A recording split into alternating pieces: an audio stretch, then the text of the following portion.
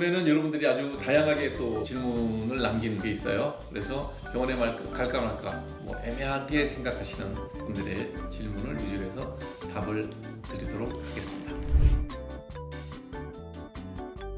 될 때까지 건물주라는 아이디 쓰시는데요. 저는 심한 홍조와 눈밑 지방 때문에 스트레스가 엄청납니다. 점점 얼굴은 빨갛고 눈밑 지방 튀어나오고 거울 보는 게 우울합니다. 심한 홍조라는 게 저 진단이 틀렸습니다. 심한 주사성 피부염, 주사성 여드름일 겁니다. 홍조라는 거는 지금 제가 앉아서 여러분들하고 한 30초, 1분 얘기할 때 붉었다 휘어졌다 붉었다 휘어졌다를 대여섯 번 반복하는 거예요. 그게 홍조예요. 늘상 빨갛다, 주사성 피부염입니다. 진단이 틀렸죠. 주사성 피부염 약 먹고 약 바르시면 나아요. 비싼 레이저 하지 않아도 좋아질 수 있습니다. 그러나 정상, 눈가와 같이 정상적인 피부색으로 되돌아가지는 못합니다. 지금보다 나아진다는 거죠. 완벽하게 정상 피부가 되지는 않지만 지금보다는 훨씬 좋아지게 편하게 지낼 수가 있어요. 얼굴 때문에 사람 만나기가 꺼려질 정도는 아닐 정도로 만들 수 있어요. 냅두면 점점 붉어집니다. 왜? 그건 진행되는 병이거든요. 홍조는 진행되지 않아요. 그냥 푸르락 휘었다, 붉으락 휘었다 이런 게 생기는 거지. 하루에도 수십 번 이런 변화가 있어야 돼요. 늘상 뻘겋잖아요. 주사성 피부염입니다. 눈밑 지방은 내가 늘 얘기하지만 성형외과에서 수술하는 것 외에는 다른 방법이 없습니다. 경험 있는 선생님들이 수술했을 때 큰 부작용 없이 좋은 효과를 얻을 수 있는 수술이에요. 수술 외에는 다른 방법 없으니 딴 데 보고 이렇게 발라서 어쩌고저쩌고 하는 거 다 헛돈이니까 하지 마세요. 가벼운 증상이에요. 그러나 남들이 보기에는 별게 아니지만 내가 볼 때 불편하다 그러면 충분히 이런 상담도 할 수 있어요. 그래서 정확한 게 우선 정확한 진단이 중요하니까 이런 미용적인 문제를 정확하게 전문가와 상담을 하고 그 다음에 여러분들이 의사결정을 하면 됩니다. 근데 여러분들이 이거 하나는 아시면 돼요. 가서 가볍게 약 좀 드시고 바르세요. 한번 해보고 안 돼도 손해볼 것도 없어요. 근데 100만 원입니다. 레이저 하시면 좋아집니다. 병원 한번 다시 옮겨보세요. 무슨 얘기냐면 내가 돈이 들어가는데 아무리 돈값어치가 없다고 해도 100만 원은 큰 돈이잖아요. 그런 거를 아무렇지 않게 권하면서 이거 하면 좋아져요. 그러면 반드시 그 병원에서 처음부터 카드 긁지 마시고 설명 잘 듣고 진단명 정확하게 듣고 치료 예후에 대한 설명 잘 듣고 다른 병원에 가서 한번 꼭 받아보시기 바랍니다. 성형외과 똑같습니다. 제가 아까 눈밑 주름 갖고 성형하세요. 이건 수술에는 다른 방법 없습니다. 라고 설명을 드렸는데 이 수술 방법도 또 서너 가지가 있어요. 그에 따라서 수술 후에 예후가 달라질 수 있어요. 그러니까 아무렇게나 할 수 있는 건 아니고요. 전문가가 많은 경험을 통해서 이렇게 하는 게 당신한테 이 방법이 제일 좋아요. 이런 경우는 이런 분한테 잘 맞아요. 이런 것을 정확하게 상담해주는 의사가 여러분들이 믿고 맡길 수 있는 사람이에요. 수술을 얘기할 때는 반드시 다른 2명 내지 3명의 의사한테 상담을 충분히 하시고 여러분이 이해가 될 정도로 설명을 자세하게 하고 제일 중요한 거 잘못되었을 때 이런 부작용이 생길 수 있습니다라는 얘기까지 해주는 의사한테 여러분을 맡기셔야 돼요. 무조건 피해야 되는 병원 갔는데 의사 얼굴 한번 보고 난 다음에 자세한 상담은 실장님이랑 하세요. 그냥 차 한잔 마시고 오시면 됩니다. 왜? 그냥 지금 멀쩡히 잘 살잖아요. 근데 여러분이 인상을 좀 더 좋게 하고 젊게 보이기 위해서 수술을 받잖아요. 안 해도 되는 수술을 하는 거예요. 상담 충분히 받으셔야 됩니다. 반대로 명장님이 걸렸어요. 무조건 수술해야 돼. 부작용이고 뭐고 생각할 것도 없어요. 무조건 빨리 가서 수술해야 돼. 그러면 수술 시간에 상담이 필요 없어요. 무조건 해야 돼. 안 하면 죽어요. 이 수술을 받지 않으면 죽는다. 부작용이 있다가 안 할 거예요. 해야지. 눈밑 주름, 쌍꺼풀 수술 안 해도 되는 수술이에요. 상담이 길어야 돼요. 왜? 안 해도 되거든. 부작용 생기면 절대 안 되거든요. 요걸 여러분들이 아시면 손해는 최소화할 수 있는, 피해는 최소화할 수 있는 그런 선택법이 될 수 있다. 장지혜님이 질문 주셨는데요. 몇 년 전부터 이마 어깨 등 쪽에 흰색 반점이 생겼습니다. 눈도 늘어나는 것 같아 걱정이 됩니다. 또 어떻게 치료하면 될까요? 일상에서 조심해야 하는 것들이 있습니다. 일상에 조심해야 되는 게 아니고 빨리 피부과 가셔야 돼요. 백반증입니다. 이마, 어깨 등에 흰색 반점이 지도 방향으로 붉은 반점이 생겼다. 그러면 백반증일 가능성이 제일 높아요. 백반증은 자가면역 피부 질환이에요. 내 몸에 자가 항체가 생겨서 멜라닌 세포를 선택적으로 파괴하는 거죠. 그러니까 지도 방향으로 계속 번져요. 그래서 무조건 빨리 피부과 전문의를 찾아뵈야 되고요. 그냥 제가 다 병원을 말씀드릴게요. 요즘 대학병원을 못 가니까 개인 병원에서 백반증 치료하는 병원이 강북의 우태하 한승경 피부과, 강남의 서초역 근처에 YK 박윤기 피부과가 양대 산맥입니다. 백반증 치료, 흰색 피부 질환, 색소가 없어지는 피부 질환에 제일 경험도 많고 환자도 많이 봐서 정확한 진단과 좋은 시술을 받을 수 있는 병원이에요. 그래서 강북 숙대 앞에 우태하 한성경 피부과, 강남 서초동 법원 앞에니까 그 교대역인가요 서초역인가 잘 모르겠는데 2호선 거기서 내리시면 YK 박윤기 피부과 두 개 있습니다. 가셔서 진단 받으시면 아마 백반증일 것 같아요. 치료 약 먹고 약 바르고 광선 치료하고 레이저 치료하면 좋아집니다.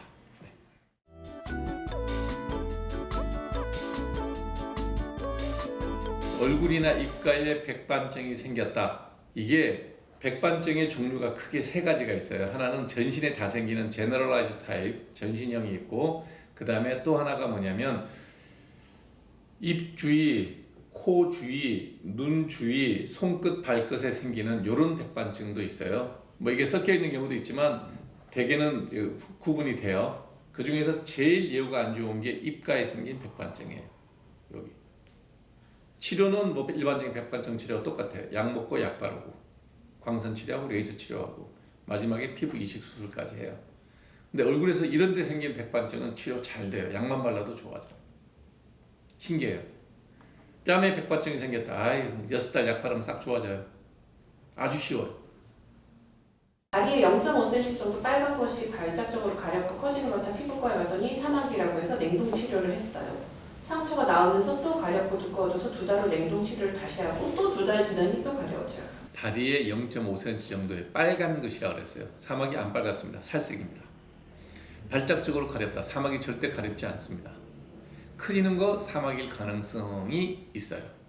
그 다음에 냉동 치료를 했는데 상처가 나면 또 가렵고 또 두꺼워지고 2달의 냉동 치료 다시 하고 또 두꺼워지고 사마귀가 이렇게 빨리 재발하지는 않아요. 특히 가렵다라는 것은 사마귀 증상이 전혀 없는 증상이에요. 결론 진단이 잘못됐을 가능성이 제일 높다예요. 병원 바꿔보십시오. 왜냐하면 모든 의사의 진단이 다 정확한 건 아니거든요.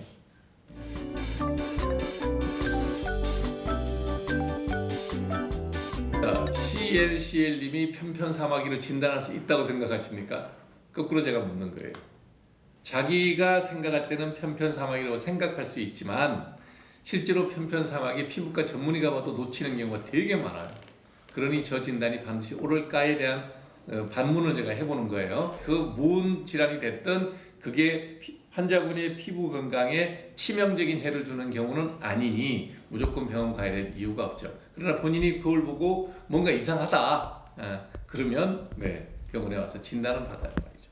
피부과 의사들마다 바세린 사용에 대해 말씀 주시는 부분이 달라서 정답과 어떤 게 정확한지 헷갈립니다. 바세린에 대한 정보를 정리해 주세요. 바세린은 석유에서 추출한 물질입니다. 그러니까 광물성 기름이에요. 그 중에서 인체에 바를 수 있게끔 액상 타입으로 부드럽게 만든 것도 있고, 그 다음에 약간 고형 타입으로 스틱 형태로 나와 있는 바세린도 있어요. 이게 순수한 광물성 기름이기 때문에 알레르기가 전혀 안 생깁니다. 여러 가지 알레르기가 많은 사람이라면 퓨어 바셀린이 가장 안전하게 쓸 수 있는 보습제예요. 반대로 광물성 기름이기 때문에 피지가 많은 사람들이 바르게 되면 여드름도 생길 수 있고요. 오일리 스킨이 바르면 여러 가지 문제가 생길 수 있으니 절대 바르면 안 돼요. 그러면 어디에 제일 많이 쓰면 좋겠어요?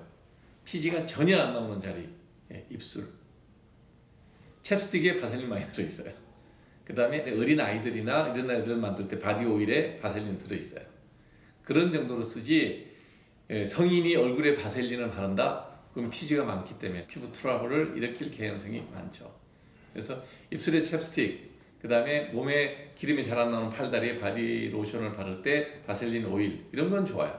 얼굴에 바르는 거 성인의 경우에는 좋지 않다라고 생각하시면 간단히 정리가 되겠네요.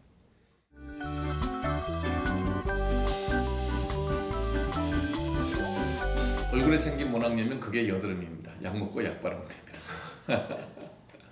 예, 모낭염이라고 우리가 따로 이름을 붙이는 것은 얼굴에 생긴 여드름이 아닌 팔다리에 털 구멍 주위에 염증이 생기면 그런 경우는 우리가 모낭염이라고 따로 부르는데 왜 그러냐면 쓰는 약이 달라서 그래요. 얼굴에 생기는 모낭염은 여드름이에요. 그 모낭염이 심하면 가슴 등까지 생겨요. 그러니까 치료는 여드름 치료하면 되는 거죠. 아들이 모낭염으로 힘들어한다. 예, 여드름 약 먹고 약 바르시면 됩니다. 한 달이면 좋아집니다. 딸이 피부에 쥐젖처럼 배부터 가슴까지 퍼져 있어요. 병원에서는 아토피 때문이라고 연고랑 약을 처방해 주셨는데 혹시 레이저 치료는 없나요? 이게 따님이 몇 살인지 모르겠는데 피부에 쥐젖처럼 배와 가슴까지 번져 있다. 일단 쥐젖이 배나 가슴에 생기는 경우는 절대 없어요. 그 다음에 그게 쥐젖의 모양인데 아토피 때문이라 그러면 더더욱 연관이 없어요. 쥐젖은 아닌 거죠. 예. 근데 아토피가 잘 생기는 자리가 배와 가슴도 아니에요. 아토피가 잘 생기는 자리는 접히는 자리예요. 귀, 목, 손목 접히는데, 팔 접는데, 다리 접히는데, 발목 접히는데. 그러니 이 내용 가지고 아토피나 쥐젖으로 연결시킬 수 있는 것은 아무것도 없어요. 그러니 둘 다 잘 안 맞는 것 같아요. 예, 어떤 병변인지 모르겠으나 그 병변은 진단부터 다 잘못되지 않았나라는 생각이 들어요. 다시 진단을 받아보시기 바랍니다. 이런 경우에는 병원을 바꾸는 게 좋아요. 박도희님 질문입니다. 저는 20cm 정도 개복 수술 자국 켈로이드 체질이시래요. 점점 네. 넓어지고 도톰해졌는데 그 부분이 예민해져서 물건 같은데 닿으면 따갑게 느껴집니다. 지금 2년째인데 또 개복 수술을 해야 되는데 수술을 어떻게 관리해야 할까요? 이제 켈로이드 체질이에요. 이거는 이제 뭐 이번 칼 되면 무조건 또 생길 겁니다. 근데 개복 수술하는 부위가 같은 부위라면 수술을 받으실 때 주치의랑 상의하셔서 개복한 부위에 똑같이 개복을 하면서 그 자리를 도려낼 수 있으면 좋죠. 어차피 뭐 큰 수술을 하는 거기 때문에 피부 꼬맬 때 조금만 신경 써주면 되거든요. 그래서 같은 부위에 수술한다 그러면 수술했던 그 자리를 켈로이드 생긴 모양 그대로 도려내고요. 꼬매고 난 다음에 바로 실밥 풀기 전부터 피부과 선생님이 거기 오셔갖고 같이 치료를 하는 거예요. 실밥 풀 때부터. 실밥 풀고 난 다음에 거기에 상처가 생겼을 때부터 쓰는 약들이 있어요. 그런 먹는 약도 있고 주사 놓는 약도 있고 뭐 켈로이드 예방용 테이프도 있고 그런 걸 적극적으로 해서 이렇게 심해지지 않게 만들 수 있어요. 여러분의 불편을 해소하면서 작지만 꿀팁이 될 수 있는 그런 시간이 됐으면 좋겠습니다.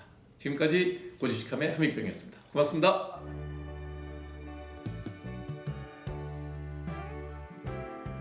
셀코TV와 저 함익병이 준비한 오늘의 영상이 기대되신다면 구독, 좋아요, 알림 설정 꼭 부탁드리겠습니다.